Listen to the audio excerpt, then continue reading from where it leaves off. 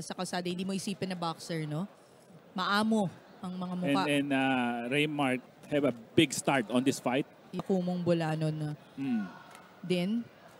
Digging into the body early is Raymart Tagakanaw.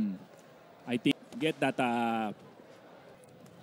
partner, nakita mo, yung overhand lang. Yung overhand talaga. Pag tumama yun, mag-i... From Jerry Tabago. Jerry Tabago, aggressive.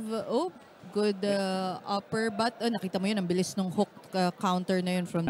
Tagakanaw is looking the breadbasket first. Pumupondo. Oh, yes. Oo. He's overwhelming Tabago right now.